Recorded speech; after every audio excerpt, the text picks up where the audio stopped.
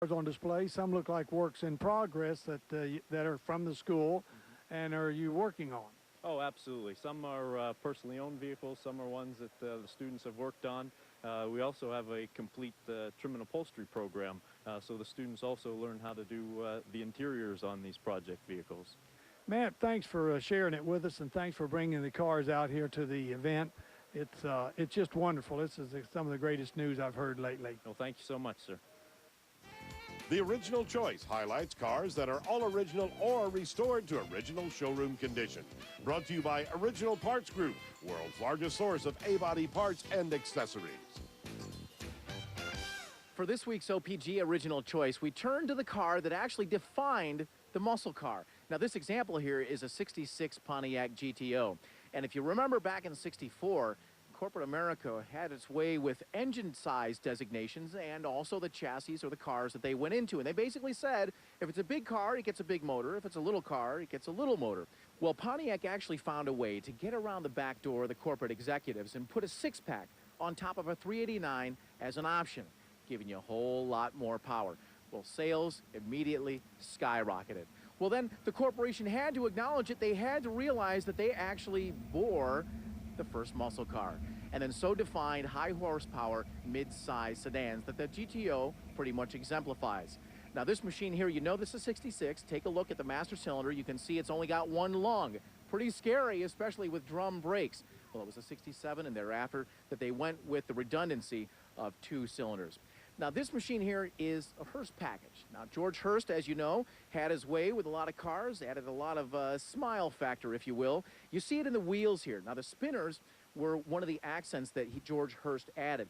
Now, the rims were actually part of the GTO package. And to be honest with you, these are so good, they're so clean, I'm having a tough time deciding whether or not they're actually original or whether or not they're actually replicas. Now, what strikes me as curious is the fact that the Hurst package actually includes the dual gate shifter, the his and her shifter, as it was called. We don't see it here, so that's the head scratcher that we do see here on this GTO.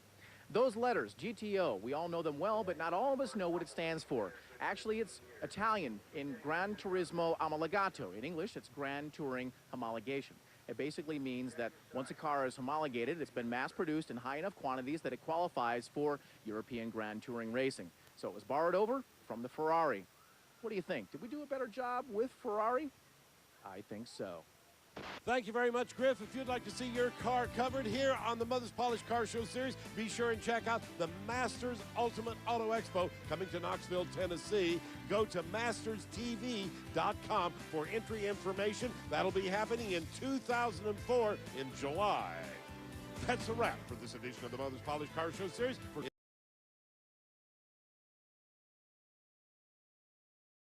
To see them is right here on the Deuce.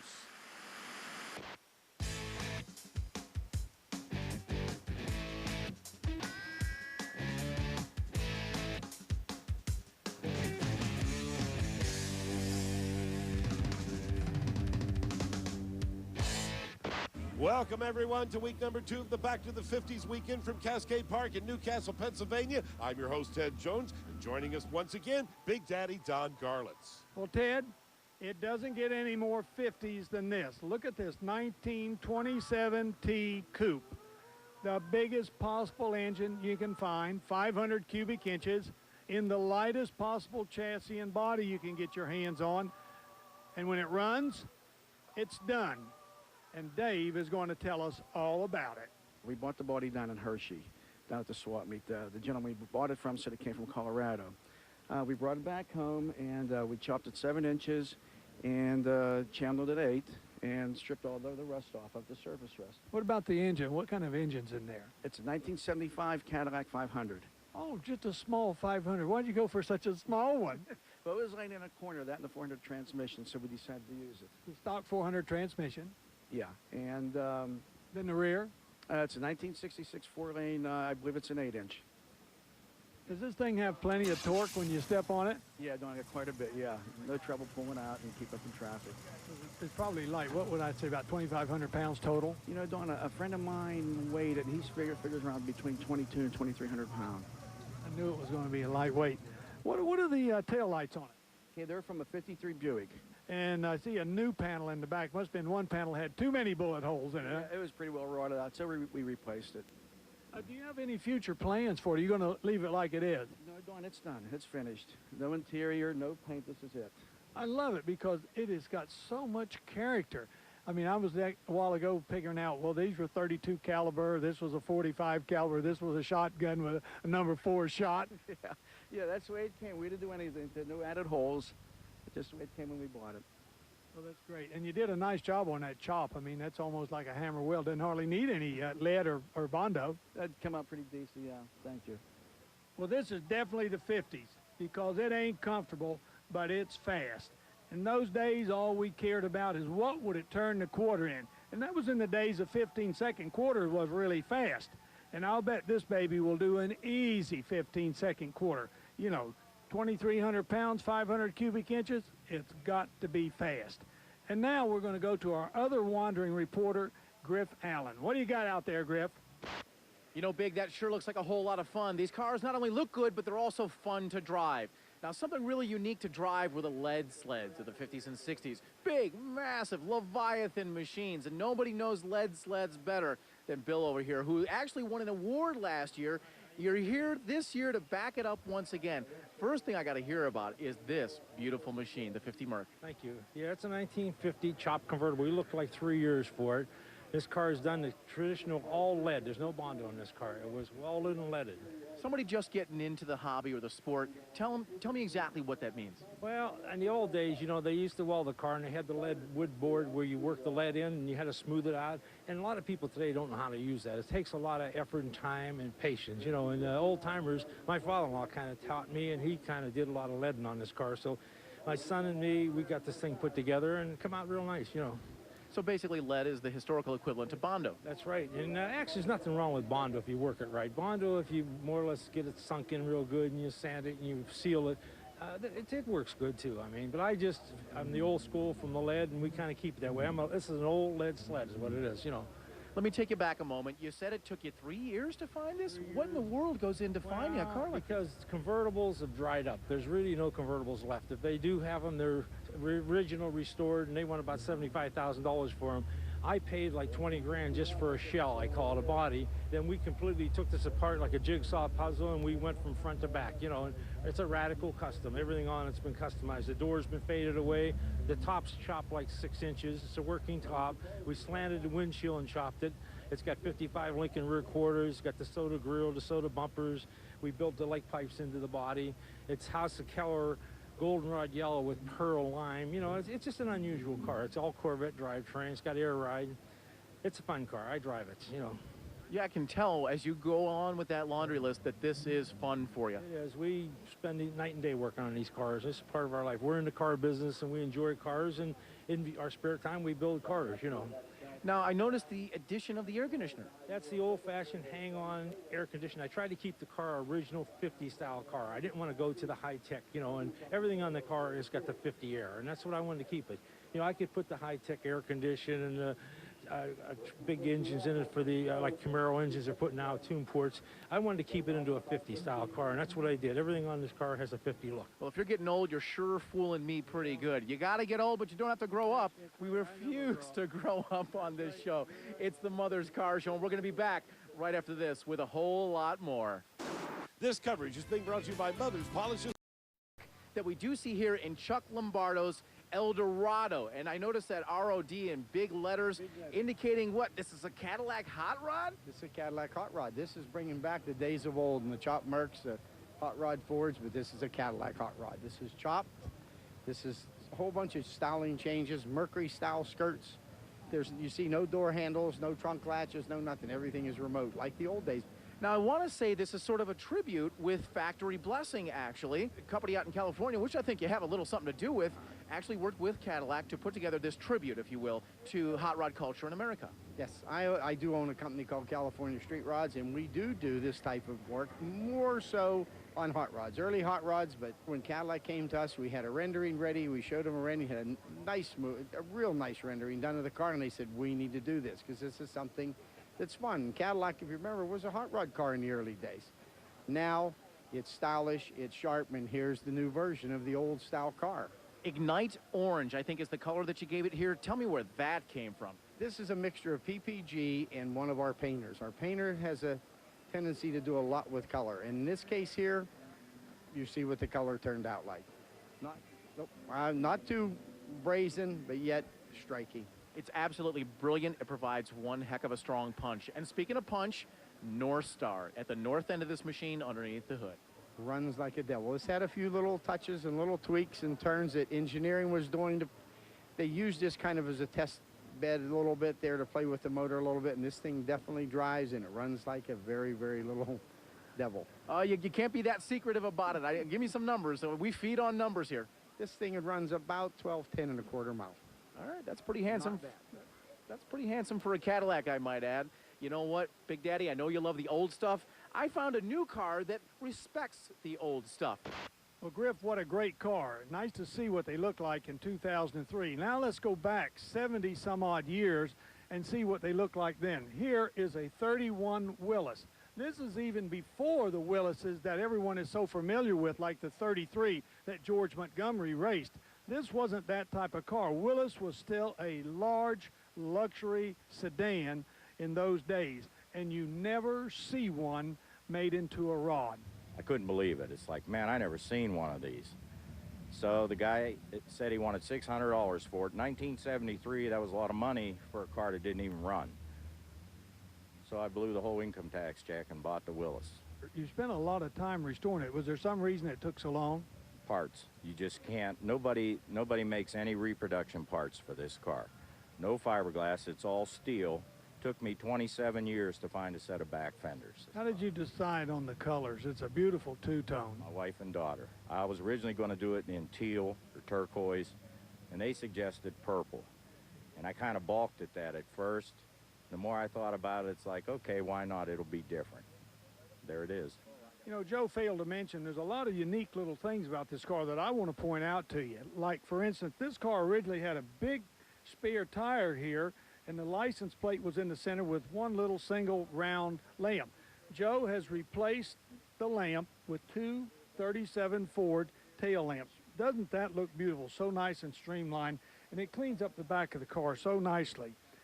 Don't know where he's got a spare now, though. All of this is kind of stock, except the running boards would have had a rubber mat on them. He's done away with that and put this little rub strip on here, so you can actually still step on the running board if you like. Inside the car is just absolutely outstanding. It's got a nice tilt wheel, a wooden steering wheel, and it's all gray leather interior with the gauges, the kind of gauges that I like the old Stuart Warners, real hands that go around. The engine, isn't that unique? A Willys V8. Of course, there are no Willys V8s, but Joe went to the trouble to have special valve covers made so that the engine would reflect the make of the car. Even down to the spark plug wires are purple. You notice everything is kind of color coded so that it all kind of blends together. Got a couple of nice fog lights on, and finishing up, he has this little safety emblem from his grandfather's car way back God knows when. Silvertown gave these out when you bought a new set of tires. You put them on your license plate and people would look at it and know that your tires were safe. It was certainly a different era, and this car reflects it perfectly. Stay tuned. When we come back, an award winner from Ohio. He's called Cascade Park. Once again, Big Daddy. Well, Ted, it is a beautiful park, and it is a beautiful day. And things that make the park beautiful is this 35 Dodge pickup truck with a Mopar engine in it. And the builder is right here. Fred, most people put a Chevrolet in one of these things with a 350 transmission. You didn't do that. How come? Well, Chrysler is the thing of the past, so we're bringing it back. It's a 360, 400 horse, 35 Dodge, complete Chrysler. What did you start with? Did you do the total restoration here? Chassis, engineer, and frame, brand new. Everything into it is completely Chrysler. 3/4 rear, 8 3/4 rear, 355 gears, 700R trans, Mustang front end, complete package. There's all Chrysler. You did a lot of street driving with it? It's only got 100 miles on it. This baby's brand new. It's brand new. It's brand new. We only got it done just before winter, but it's been in the garage ever since, so we trailered that out here. Well, Fred has done a wonderful job on the restoration of this truck. And I want to point out a few things. This is a really hard item right here, this little original Dodge emblem. And notice it's got the little star in there. And that was from when they bought the original company, Dodge Brothers. That star was on the original deal. They've taken the bumpers off. There used to be some holes here that came through and the bumper stuck through. Done away with that. Really cleans up the front nice. Made a solid firewall. This was wouldn't have looked like this stock when the car was a 35. Filled out all that in, and see the cutout there for the big engine. And I love the way they handled the fenders here for the headers. Nice little cutouts here. This is a beautiful set of headers on this 360. Moving on back, a lot of this stuff, you know, this is all stock on this. These trucks were really nice. Nothing has been tampered with here whatsoever. Inside basically is just actually an upholstery job with a tilt steering wheel and a flat dash. But other than that, inside is basically the way the truck was. And you notice the panels up overhead. Fred says the truck only has 100 miles on it, but I bet the next time we see this beauty, she'll have a few thousand miles on it. Now, Griff is with the next vehicle, and coincidentally, the owner of that car is also a Fred. You know what, Big Daddy, that does look pretty good, but I think I just might have you beat here. This is the 1999 America's Most Beautiful Roadster. Nothing says Americana more than double wishbone suspension, no fenders, the nose very distinct in the hot rod style here, in the Roadster style. Fred Warren, this was your commissioned vehicle. First of all, what in the world got you going in this direction?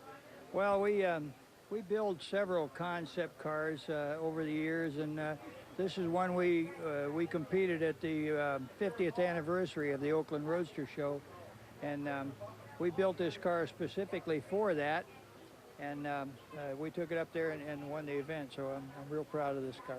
All scratch built. All we had was a set of drawings, everything from the suspension to the frame. The complete body is all steel body. We commissioned Marcel's in California to build the body, and he's built several cars for me, and he's my guy. He's the best, you know. How does this thing drive? I mean, it just looks so fun. It looks almost like you wear the machine.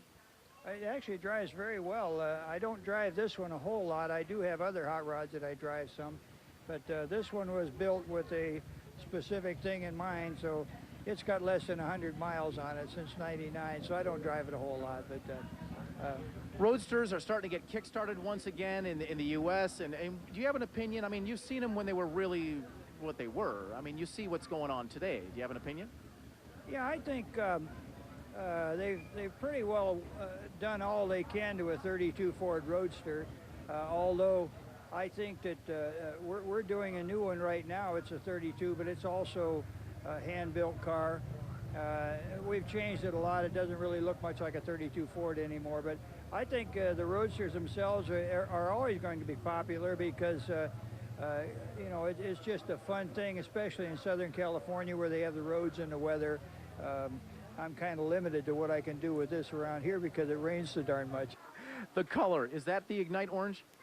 No, actually the color was shot on the car by a friend of mine, Greg Morrell, who actually works for Lombardo at California Street Rods.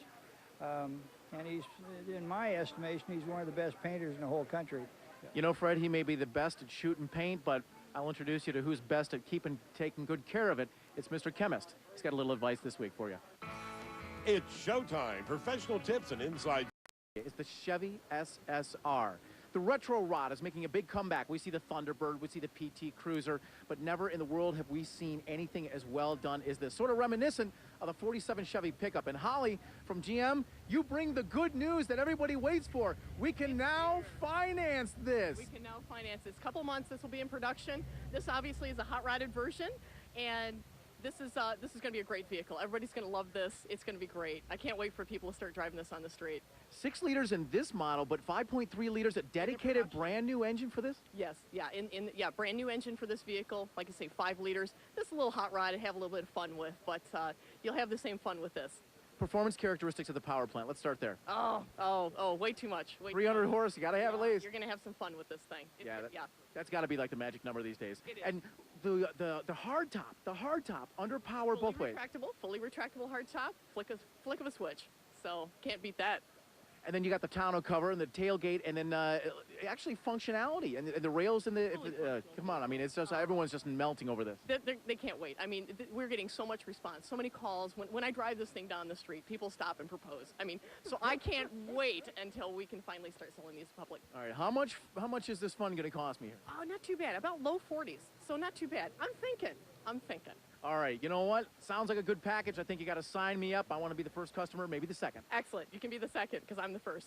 All right, you know what? Got to take a spin here. You're not stopping me yet. So, this beautiful machine, all kinds of horsepower. Got TV in here. I got no keys. Where's my key? You can't do that to a man. The Original Choice highlights cars that are all original or restored to original showroom condition. Brought to you by Original Parts Group, world's largest source of A-body parts and accessories. Earlier in the show, we talked to Joe Uran about his 31 Willis. Well, Joe actually purchased a 1970 454 Chevelle in 1970, brand spanking new, and later it ended up in the hands of his son, Joe Jr. And what an interesting story that is. I saw it in 1997, didn't know it was his at the time. Getting some service done on a truck I bought from a car dealership. They had it sitting in a corner, and I knew that it matched one that he had, white with the black stripes and a 454 engine. And then I started looking into it at that point.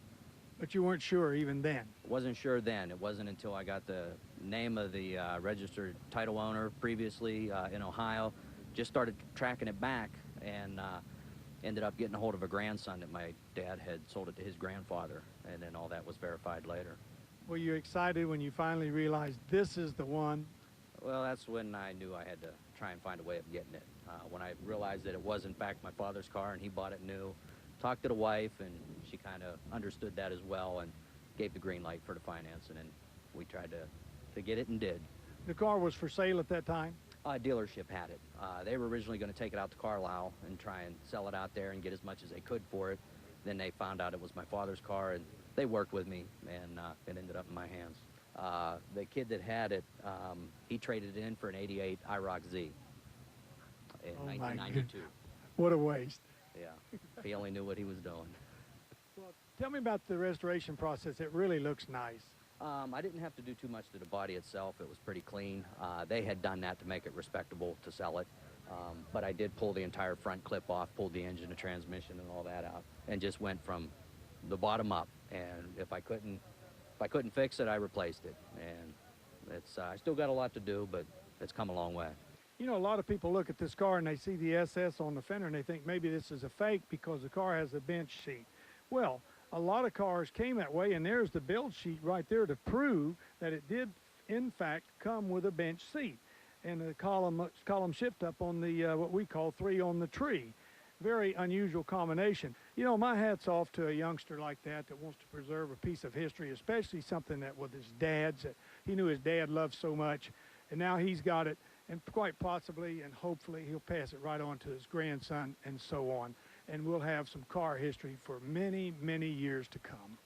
Thank you very much, Big Daddy. Hey, be sure and check out the biggest car show in the world, coming to Knoxville, Tennessee, July 16, 17, 18, 2004. It's the Masters Ultimate Auto Expo. For more information or to enter your car to find out how your car can be on TV, check out masterstv.com. Until then, I'm Ted Jones for Griff Allen and Big Daddy Don Garlitz, reminding you the Mother's Polish Car Show Series is a presentation of ESPN, the worldwide leader in sports. And for more, log on to ESPN.com. So long, everyone.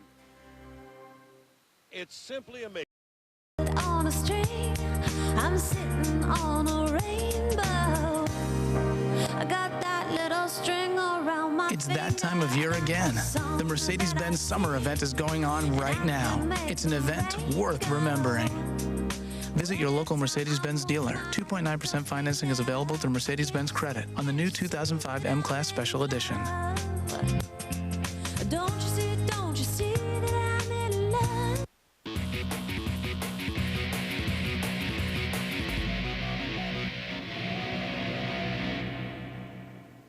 One of the most important jobs of today's race car drivers, of course, is the debrief.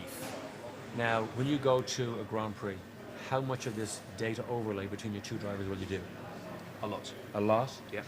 What normally happens is when the car comes in, it depends on your drivers. If you've got a very experienced driver and an inexperienced, the experienced will tend only to look at himself and compare against himself. Right. Whereas the inexperienced will keep trying to see where the more experienced driver is gaining. But what we have is the drop-down monitors that you see while the driver's still sat in the car, the drop-down monitor that he brings. That's what we present to them. Oh. So not only do they have all the timing information, He has his available data. to them, we put the data up for them, and they can Right. see exactly. Okay. Because we're talking, we then get into the realms rather than talking 5 or 6 seconds. Yeah. We're talking tenths here. Right. And we can see, or the driver can see, exactly where he's losing, where he's gaining. And getting to grips with this braking, I mean, it is one of the key areas within experienced drivers that we target because it's where the most time gain can be had. Braking. Is with braking. Because with the lower formula, you're typically using steel brake systems. Yeah.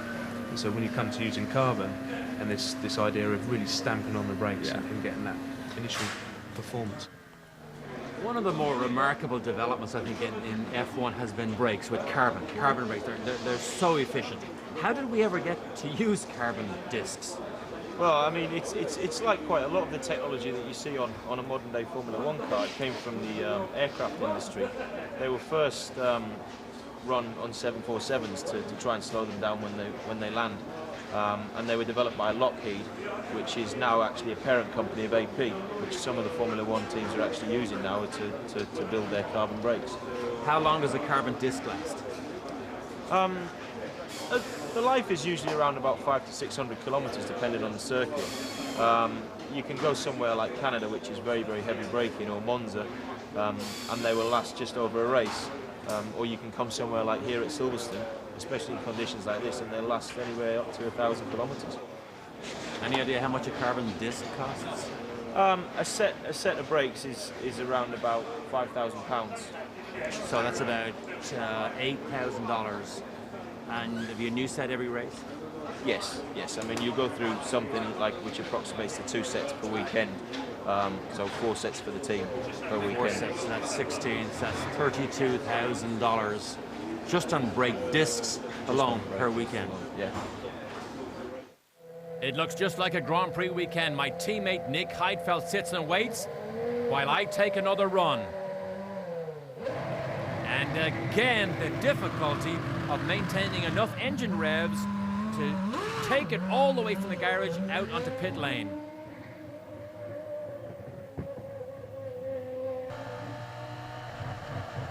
I'm now beginning to feel a little bit more comfortable. Now I feel confident enough to look at the revs to get it up to 17,600 RPM. I still can't see the pit board because it's just too fast on the approach to Copse. The track is beginning to dry a little bit, so I'm feeling a tiny bit more confident. It's still very wet though. That's one of the problems, is me as the driver trusting just how much grip this car has. You can see it begin to kick the backside out right there. Now watch my head on the brake zone. I hit the brakes, and my head goes straight down, pushed into my shoulders. Such is the violence of this thing under braking, even in the damp conditions. Now, there's the traction control, the engine misfire. I have difficulty with this because I don't trust my instincts. Simon tells me keep my foot planted until I see 17.6, and I keep short shifting. It's still very wet, as you can see on the second gear left-handers. I'm just not sure how much power to put on here. I dare spin this thing. Now here's one of my biggest problems. Under hard acceleration, little correction there, another correction, second, third, fourth. I'm having difficulty trying to see down the road. I'm beginning to wince inside the helmet, and I just don't know why.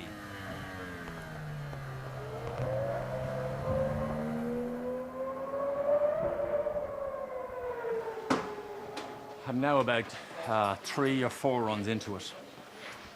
It is The biggest difficulty I have, believe it or not, is under hard acceleration. As I go from second, third, fourth gear, the acceleration is so fierce, I'm actually having trouble holding my head forward. So I've had to get an extra big pad on the back of my helmet just to keep my head facing forward. So obviously the muscles that I have, which are a normal type of neck muscles people would have, are just not strong enough to just withstand just a straight line acceleration on this. I went over some data on Nick Heidfeld's lap compared to my lap. And it's very clear to see where his confidence level is so much higher. He brakes later, he carries much more speed into the corners. But for me, it's a really good visual reference to show that the car can actually do it. I'm actually now trying to summon enough bravery to actually stay on the power longer, get on the brakes later, and carry more speed into the corner. I might be about 15 or 20 years too old to convince myself to do it, but I'm going to try and do it.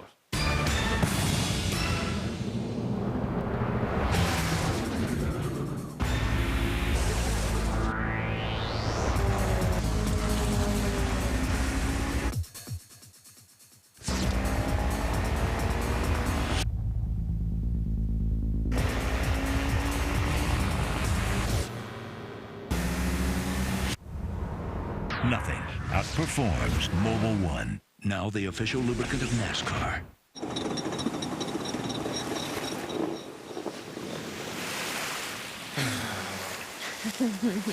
Yeah.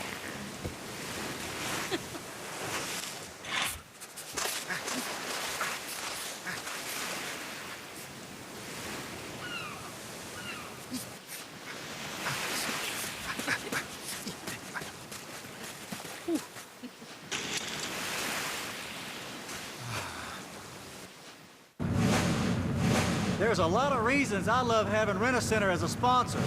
First, they have name brand merchandise like Ashley, Phillips, and Compact. Second, they don't care about your credit situation.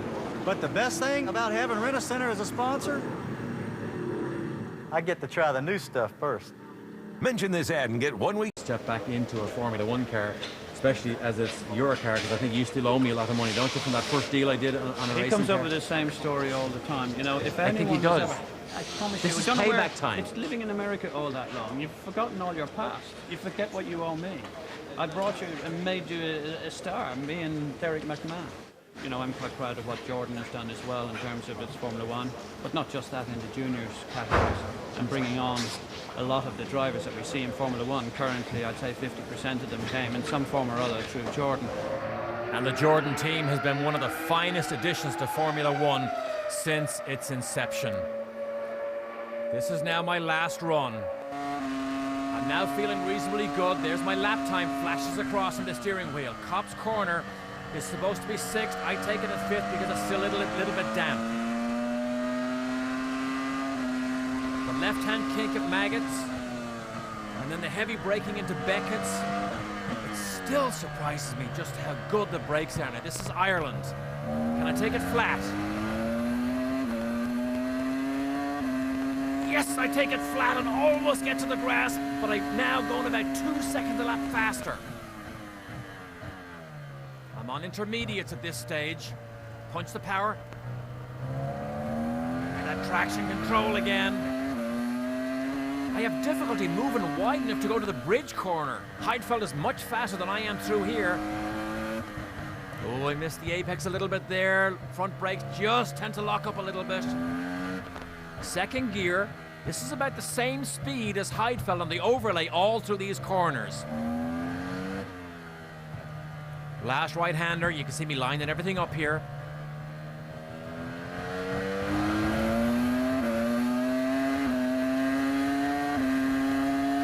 Last time in the pit straight, almost on the grass. Flash past my final timed lap. So can you tell by my data graph that I'm too old to do this? I actually thought you did a very good job considering. Sorry, what'd you say? did you hear what he said? Well, that's the end of our day here at Silverstone. It's just been an awesome experience, and I hope you've enjoyed it as much as we've enjoyed bringing it to you. See you next time.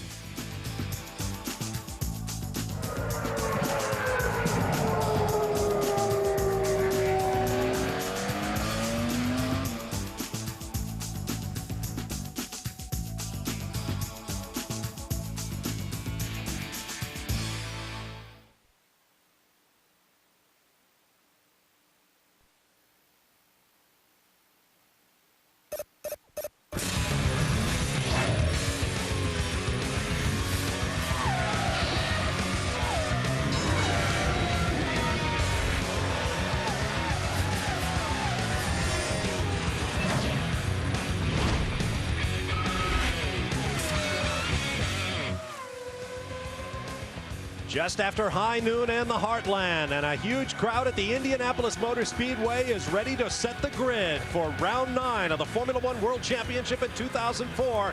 Welcome to qualifying for the U.S. Grand Prix at Indianapolis. Hello everyone, I'm Bob Varsho. Welcome to our continuing live Speed Channel coverage of the FIA Formula One World Championship. I'm joined by Steve Matchett and David Hobbs. The winner last week in Canada, Michael Schumacher, the 6-time world champion in his Ferrari, is on track. He will lead the first round of single-car, single-lap qualifying that will set the running order for a second round coming up at the top of the next hour that will set the grid for tomorrow's race. There is Jenson Button, who will be the third man on track after the two Ferraris, Schumacher and Barrichello. And once again, we have fabulous weather conditions here at Indianapolis, David. Boy, I tell you what, it has changed so much since yesterday. All that humidity's gone. We've got a beautiful blue sky. Fairly stiff breeze head on to these guys that come down the main straight. Absolutely perfect racing temperatures, which may well be good for the Ferraris, who've been having blistering problems with their tires yesterday in the heat. Swinging through oval track turn 1, turn 13 on the oval and road course layout, and Michael Schumacher is on the clock, Steve. Yeah, well, the last-minute preparation's been made to these cars now. We've seen all the mechanics working very hard with the engineers to set the wing specifications. What the cars are set with now is what the cars will have to start the race with tomorrow.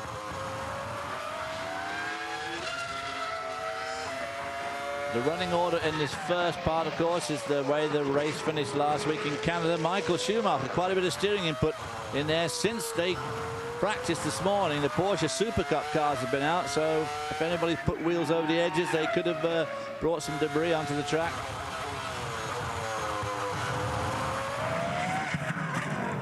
Schumacher second quick after this morning's 2 45-minute practice sessions.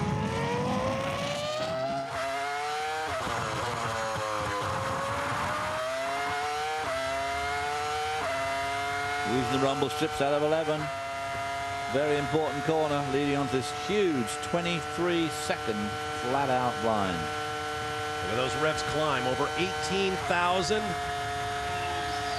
18.2 into the headwind, and before a huge pro Ferrari crowd, Schumacher laps at 1 minute 10.129 seconds to set the benchmark. That is not far off. The fastest time of the weekend was a 10 flat this morning. Now this is in that tricky turn 6, one of the few left-handers in this 13-turn layout. Look at that, almost complete right lock. Yeah, putting a lot of opposite lock as he went into that corner. On brakes, he's braking there. The weight transfer to the front. He's turning left at the same time, so he's got weight transfer to the outside of the car. Now on the clock goes his teammate, Rubens Barrichello, who has been one of the fastest men on the property this weekend. Led 3 of the practice sessions before coming up just short in the 4th. Rubens Barrichello 5 kilometers an hour faster than his teammate Michael Schumacher through the speed trap. Schumacher tipping the timing light at 205 miles an hour in this provisional qualifier. 3 thousandths of a second up on his teammate in the first intermediate.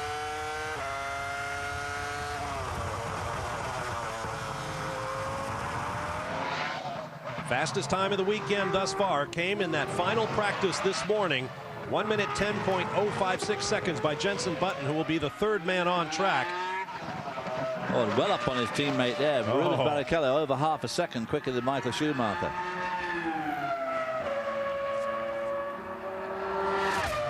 There is a definite drift in the thinking that this man, the number 2 driver at Ferrari, or 1A, depending on who you'd speak to, could be the pony to bet on this weekend. 109.454. That is a new lap record.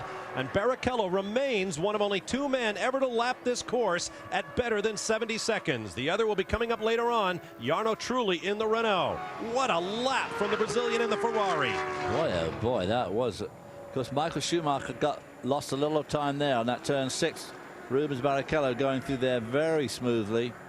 And, of course, making that second sector nearly half a second quicker than his teammate. Now here comes the man who was fastest in practice, Jenson Button in the BAR Honda. 336 kilometers an hour through the speed trap there. 336, so yeah, he too is quicker than Michael Schumacher, 208.9 miles an hour. With apologies to Tom Carnegie, the legendary PA announcer here at the Indianapolis Motor Speedway, these lap times will do nothing more than set the running order for the second round of single car one lap qualifying. But if you go quickest now, you will be last on track in the second run. This is the Holman Straight with the wind at his back. Turn 8, a lot of people have had trouble with that this weekend. He was slower, 2/10 slower in the first sector. This vital sector with all the handling, really. Ooh, 6/10 off there.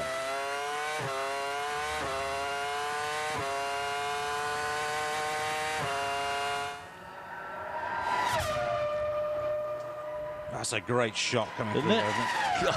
Real idea of the speed these guys are carrying as they come onto the start-finish straight.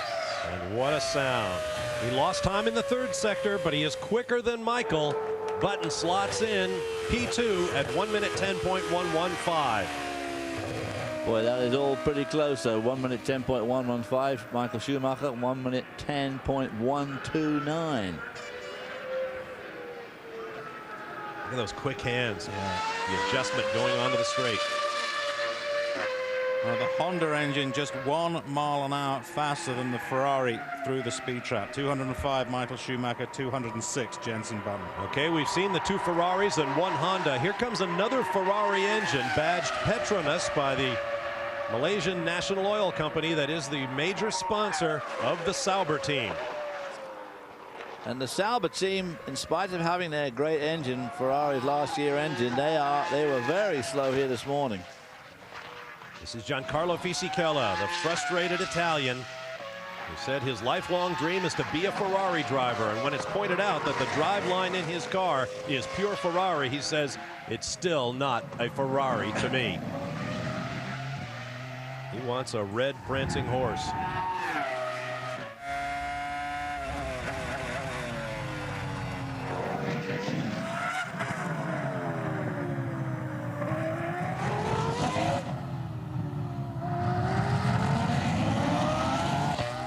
Very tough section there. Turns 9, 10, and then the all-important turn 11. Going up through the gearbox, hard on the gas, not lifting, all the way to the end of the front straightaway, over 3,000 feet away.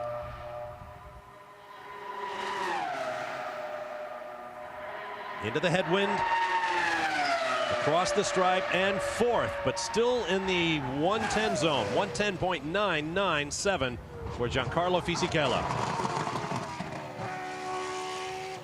Fisichella 329 kilometers through the speed trap. Remember, these guys have been working on a lot of two-stop strategies recently, and we heard Fisichella alluding to that yesterday, that the car seems to work better when they have fuel on board.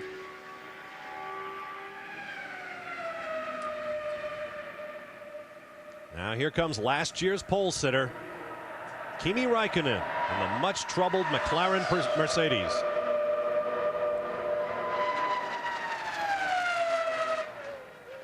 .335 through the trap.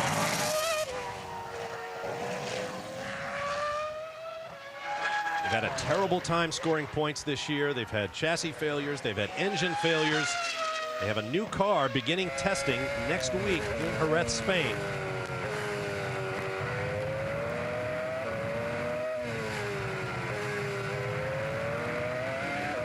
A year ago, the Finn Kimi Räikkönen was a world championship contender down to the last race of the year. This year, he is nowhere close. After 8 races, he's got 5 points. Michael Schumacher, after 8 races, has got 70 points. This time last year, Kimi Räikkönen was ahead of Michael Schumacher. Kimi's McLaren set with quite a lot of rear wing on the car to try and help that stability through the infield section. Let's see how that affects the overall straight line speed from that Mercedes engine down the straight. 1.9 seconds off, a 1:11.415. That pole by Räikkönen last year here at Indy, by the way, was the most recent for the McLaren team. And that group of Finn supporters there looked a little bit down. Guys, that's a big difference between Rubens and Michael there. what do we think about that? Do we think it's maybe they're on different types of Bridgestone tire, or maybe Rubens has just gone for a much lighter fuel load, which means he's going to come in a lot earlier in the race. Of course, Michael has a chance now to readjust his thinking. They don't have to be locked into their fuel at the moment for qualifying, but I don't know. What do you guys think? Well, we've seen, Peter, as you know, we've seen Ferrari run 2 3-stop strategies so far this season. 2-stop strategies, a mixture of each. So there's no reason to believe that Ross Brawn and the engineers wouldn't switch those guys around and put Rubens Barrichello on a 3-stopper and leave Michael Schumacher out on a 2-stop. I was going to say the most usual thing this year has been for Barrichello to do the 2-stops, but boy, that time there, that doesn't look like 2-stop strategy fuel, does it? No. That is a huge difference. Kimi Räikkönen there at 204 miles an hour. About the slowest speed trap time so far, and again, I think that's significant and probably a result of the extra wing these guys are carrying to help the chassis through that infield.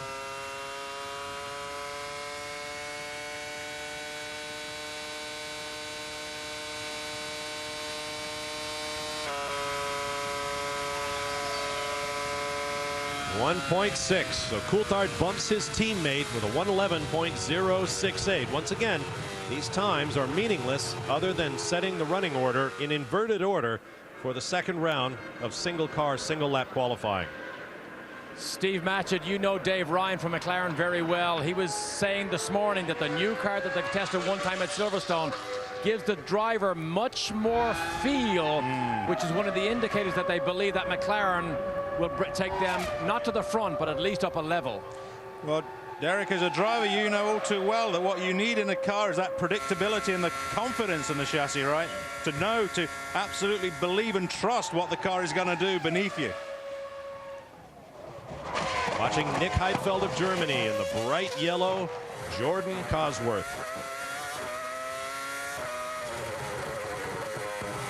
A good result in Canada, but this car has been very twitchy all through the year. Yeah. So that's really the thing at the end of the day, David.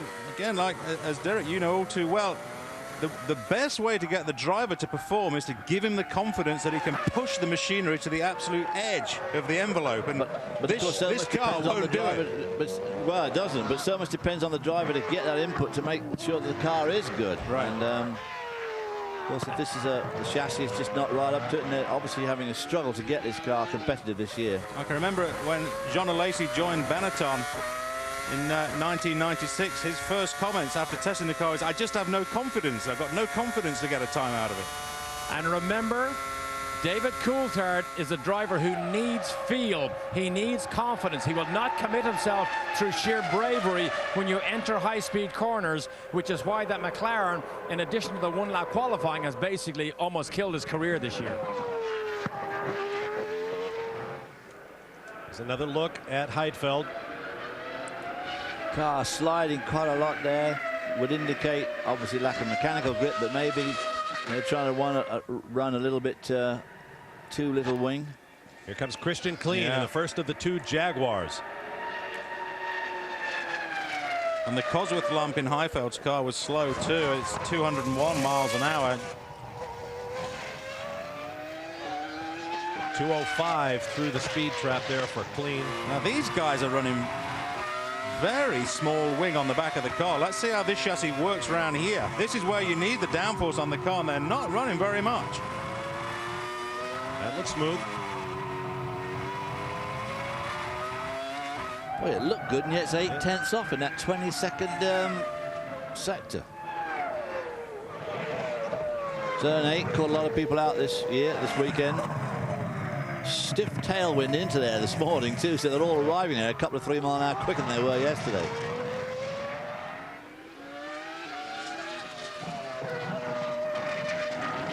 Big sparge boards on this R5 Jaguar in comparison to Renault. Remember that little aerodynamic component that got blown off the Renault this morning? Compare that to the size of the barge boards on here. The flap of his shoulder harness waving about in the turbulence in that cockpit. Across the line he comes. He slots into 7th, bumping Nick Heidfeld. We'll take a quick break and return with more of qualifying from Indy.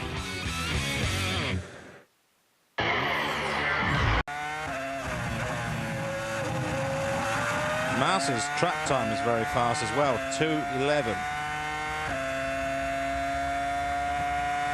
Nearly 1.7 seconds off at the second intermediate.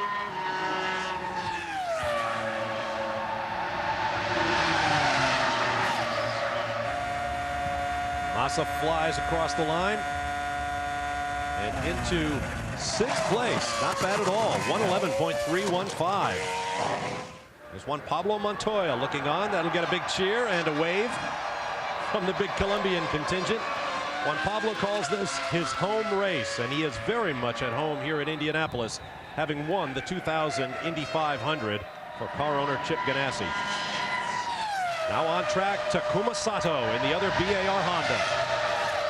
A big moment for the young Japanese driver. He knows that he's got a car here probably capable of the pole. He needs to deliver now. He's had a lot of pressure in the last few weeks. He's had Michael Schumacher in Grand Prix Drivers Association meetings saying, Taku, what are you doing? Calm down. Don't use other cars to bounce off before you get to the apex. You've got to give people room. We've had criticism of Taku obliquely, perhaps from the BAR Honda guys, saying that if he didn't spend as much time in the pits, maybe his engine would be more reliable. Let's see how Taku delivers now. I think he's got a very strong personality, and I think he can withstand this, and I think he is potentially able to get the pole here. Blown engines in 5 of the last 7 races, including the last 3 in a row. He had that big collision with Rubens Barrichello, lunging for 2nd place in the European Grand Prix at the Nürburgring. Had more contact last week in Canada. Before I forget, Peter Windsor, from whom you just heard, and Derek Daly are down in the pit lane, as they will be right through this weekend. A big one for all of us here at Speed Channel. There's a lot of wing on the BAR 006 Asato's car here.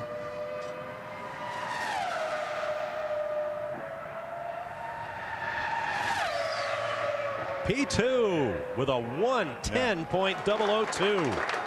Quicker than his teammate Button. So, Peter, I think Sato just answered that question. Yeah, that was a great lap from Takuma. Didn't appear to be any mistakes. As Steve accurately says, they seem to be running quite a lot of wing, but obviously not too much wing.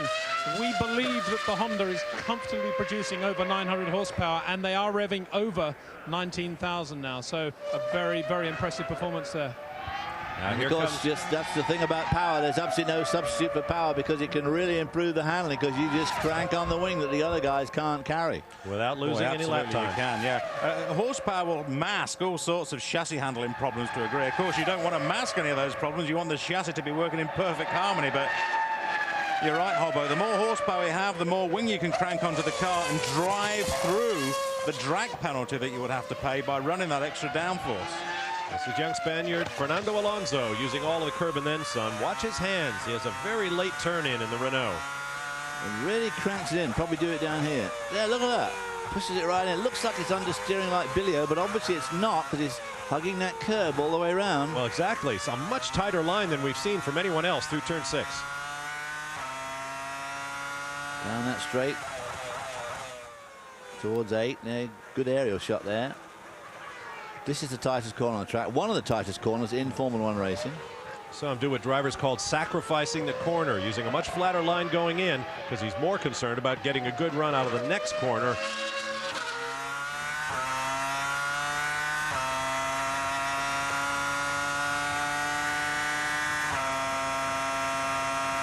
It's going to be a pretty good lap.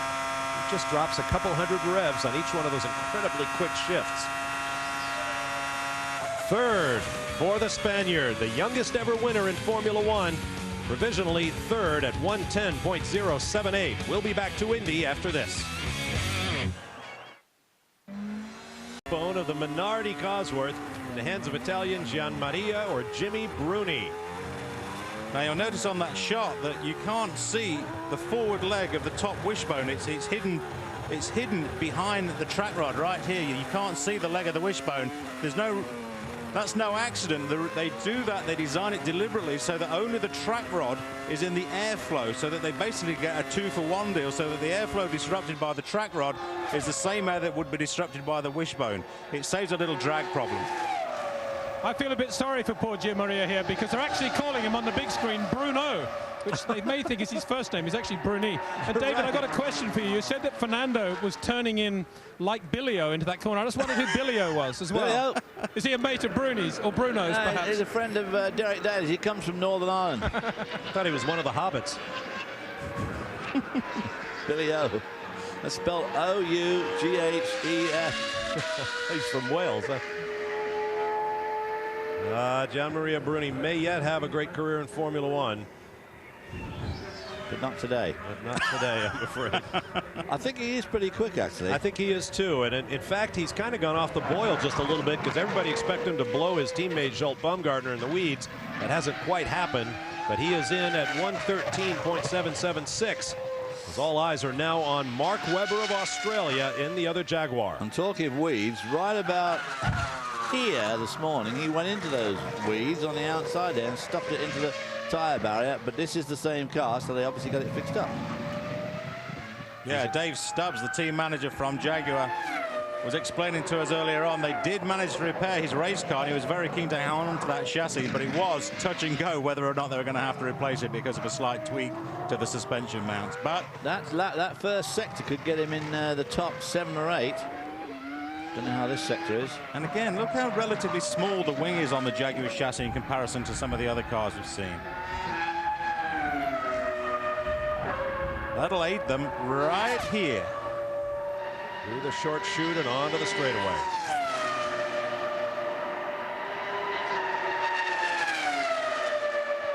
Into 10th.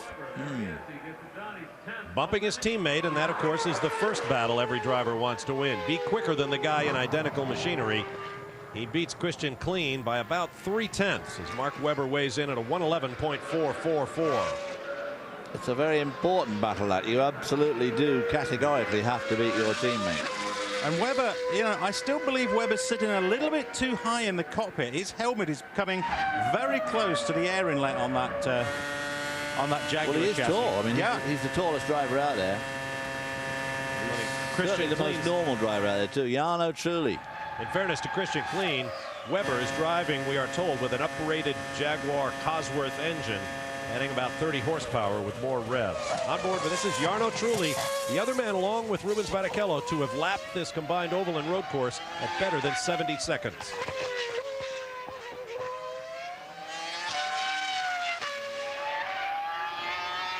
Trulli, of course, the winner earlier this year in a dramatic Grand Prix of Monaco, seen here on Speed. A race which, despite Michael Schumacher's accident colliding with Juan Pablo Montoya in the tunnel, truly really was the class of that field. there's a lot more rubber going down on the track now. You can see it, although the Renault chassis a little bit out of shape there. But it should start to pick up time now. The performance should start to improve out of this track with that rubber being put down in this provisional qualifying. Whoa. Yeah. Yeah.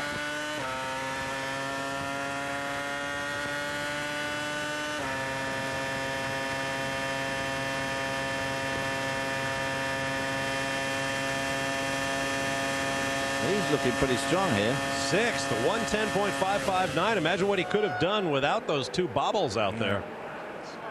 So his young teammate still ahead of him. His young teammate doing the 110.078. Truly doing the 110.559. About 4/10 slower than Michael Schumacher, despite that big twitch. Watch this. Yeah, it's a little bit too much curb, I think. They're quite stiffly sprung around here. A couple of the cars have been running relatively soft suspension. Here's one of them right here, the FW26 chassis. The Renault chassis has been quite stiff, and of course, when you drive over the curbs like that, and we saw earlier on one of the little barge boards being thrown off the Renault chassis by curb hopping, it really can unsettle the chassis very quickly. There's just no compliance in the car. It doesn't want to drive over those curbs. Well up over 200 miles an hour in the speed traps is Ralf Schumacher bouncing off the curbs. 208.3.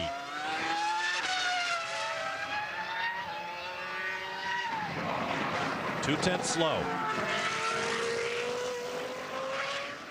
This is the important sector, number 2. Well, that's good enough for about, could put him in the top 3 or 4. Little wisp of smoke off that left front. Understeer there.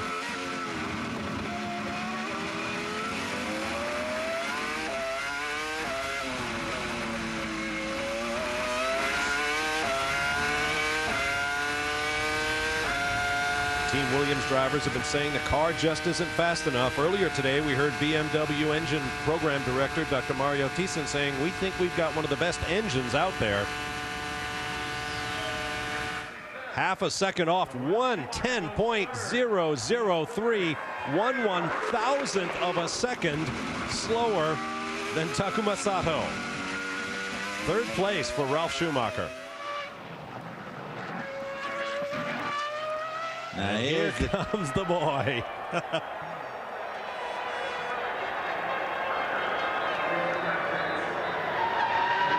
This is Juan Pablo Montoya.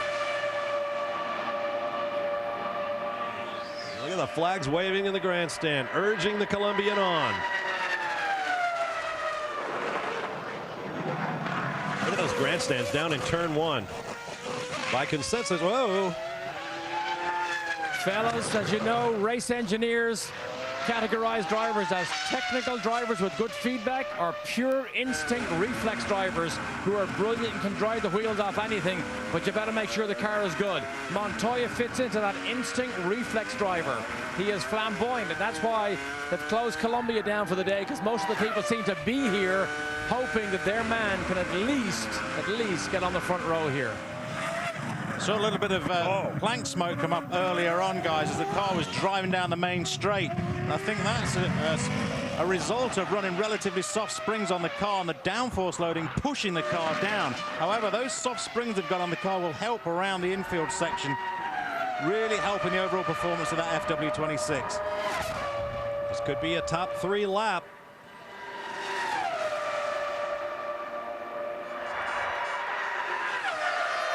P2 at 109.824. Montoya now in that very elite 69-second club. Well, because Montoya is one of these guys who is just unbelievable on these outlaps and that sort of thing. I remember at the Indy 500, which he won, he was so quick on those cold tires. Every time he had to stop, a little wisp of smoke there. Yeah.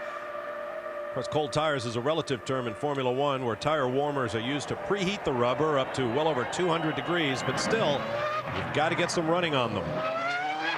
Here comes a big favorite here in America, former Champ Car champion, Cristiano Damata, who was known in his Champ Car days as Shorty.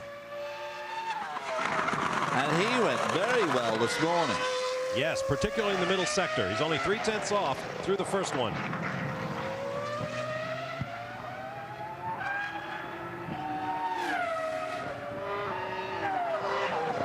Fellas, Richard Cregan is one of the team managers at Toyota. He believes Cristiano Damata, despite his one-lap experience in America, is not getting the best out of the car. They've actually gone to physiotherapists to bring his heartbeat up, to bring his adrenaline up before he gets into the car, to try and physically prepare him for jumping into this one-lap blast stuff.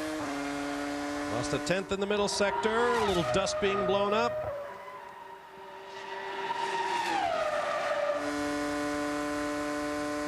Damata comes to the line 6th at a 110.1. Round of applause in the Toyota garage. We'll take a break and return live to Indy.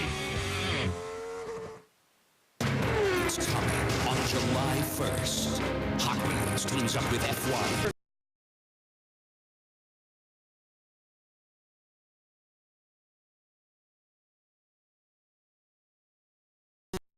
We saw Ferrari blister both the soft and the hard compound Bridgestones. Jordan is also on Bridgestones. They are qualifying on the softer compound. The cynic might say they're not going fast enough to blister the softer ones. Yes, but that wouldn't be any of us, would it, Derek? Montano running last. He did not compete last Sunday in the Canadian Grand Prix due to a shortfall in sponsor support. He's paying about $6 million for the drive. There's his team owner on the right, Eddie Jordan, the man he's paying that money to. Pantano weighs in 17th, quicker than his teammate. The much more experienced Nick Heidfeld beats him by 0.3, in fact, 112.017. So all 20 drivers have now run. We'll invert the order and do it again, this time for keeps. The U.S. Grand Prix. We just saw a spectacular run by Barrichello and Takuma Sato. But Peter, as you watched every lap, Michael Schumacher is really the story that you seem to have grasped onto. Well, that's right. I think we all have to look at Michael to see what's going on, because he is the master, as it were. But Ferrari have just semi-confirmed that both Michael and Rubens are on the same type of Bridgestone compound, so we can't explain the difference with tyres. So it's got to be fuel load at the moment. It'll be interesting to see whether Michael goes lighter now on fuel for qualifying, and of course this will be the fuel load with which he has to start the race. But at the moment you've got to say that he's in trouble, because he was only 9th quickest, and that means he's not going to be out when the track is at its fastest in qualifying. As we saw just then, the track was picking up grip all the time, and the last guys out, the Toyotas particularly, very quick now. Very good point. Frank Durney, one of the senior technical engineers at Williams, says they feel good. Montoya's good. They have no trouble with the Michelin tires. We do know those Ferraris have picked the heart of the compound tires, and yet we still saw them blister. So qualifying will be one of their problems. Racing might be another. Don't go away, because everything that happens live here in qualifying for the US Grand Prix will be on Speed Channel. Second shortest track on the circuit, but it also has the longest flat out from 11 through 12, 13 down to 1. It's 23 seconds of full power. Very tough braking to turn 1, 2, 3, 4. Up to 4 is quite a long corner. You need to put the power down well. You need good mechanical grip there. 6 has been giving everybody fits all weekend. You really want to get 7 right, because at Holman Boulevard you got a tailwind today into 8. We saw a few mistakes down at 8. 9 and 10, 2 of the slowest corners in Formula 1. Out of that into that 11, you've really got to get 11 right, because if you come out of there 50 RPM up, you'll hold that 50 RPM for 23 seconds. Obviously there's no elevation change, and it's not a bad track for overtaking, especially down at turn 1. All right, Steve Badgett, let's talk a little bit about how these cars will differ from their race setup in this all-important one-lap qualifying. Well, it's very difficult now really to do an awful lot from qualifying to race. Previous years, before we had this one lap qualifying and the cars went to Parc Fermé, you would see a lot of the teams run more wing in qualifying to help them through that infield section.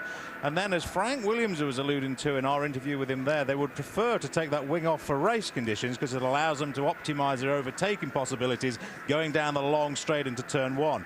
Now, whatever the cars are set with in qualifying for this single lap qualifying second lap, they will have to keep on for the race tomorrow. So it really is a compromise. The guys will be looking very carefully at the weather forecast for tomorrow to try and gauge what the weather will be tomorrow. If it's going to be colder than today, they're going to want to close the radiator ducting down. If they expect it to be hotter than today, they're going to have to run bigger ducts on the car than they would like to, particularly for this lap run here. Here's a look at the qualifying order. As you saw on the first page, team by team, it'll be the Minardis, and then the Jordans, and then the Jaguars, and then a mix of Saubers and McLarens.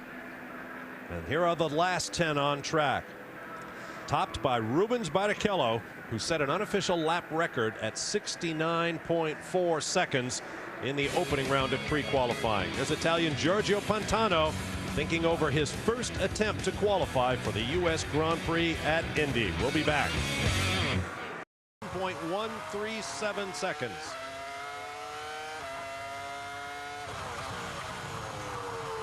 Into that difficult turn 6, and just look at him through there, as smooth as silk, hardly any steering input, a little bit there as he put the wheel on the curb and jacked some weight into the car, but significantly quicker through there than Kimi Raikkonen in the McLaren. Yeah, 0.78 up there on the McLaren. Of course, Schumacher's won 6 World Championships. He hasn't had quite such a good run here. He's only won it twice and come second in the other 2, so I guess, you know, sort of average, really. Lost a little bit, but still a half second up on provisional pole. This is where he spun yesterday. Those RPM numbers.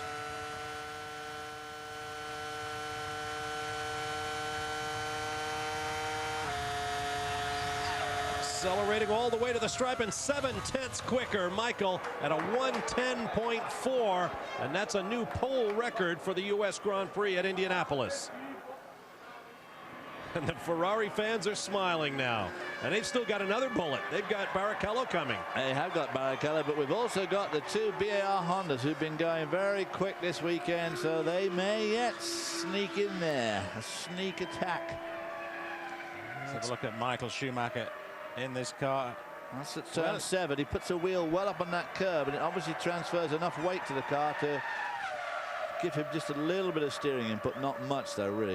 Yeah, the car is working well, David, no doubt about that, but I think they have got it relatively stiffly sprung, and as we've seen through a couple of the other cars, other teams, once they get on that curbing, just unsettles them a little bit, but Michael managing to work that car, and look here.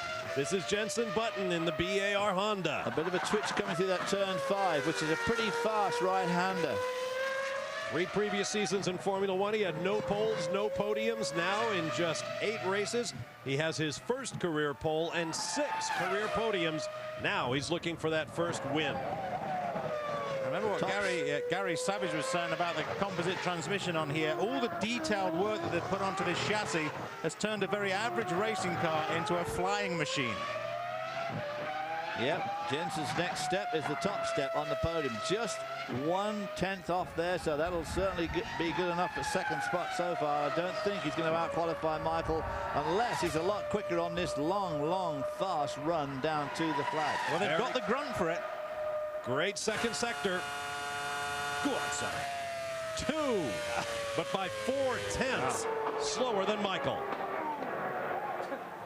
Williams Mechanics and Juan Pablo Montoya having a little bit of a laugh about that. Or something else. I think Montoya thinks he can do better than that.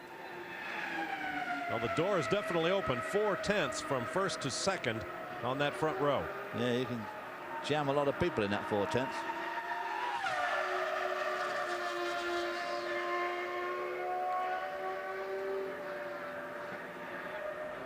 Saw his reaction. Montoya will be the second to last runner, and of course Michael Schumacher's teammate Rubens Barrichello will run last. Here's a guy who's been quick on and off through the weekend. Cristiano Damada in the Toyota. 8/10 off at the first intermediate. Yeah. Wow. Fuel. I'm going for fuel on this. I think these guys are going to be running a lot of fuel and going for that 2-stopper. His teammate Panis will be the third to last driver out. So you're guessing a 2-stop strategy, Steve? Well, I'm thinking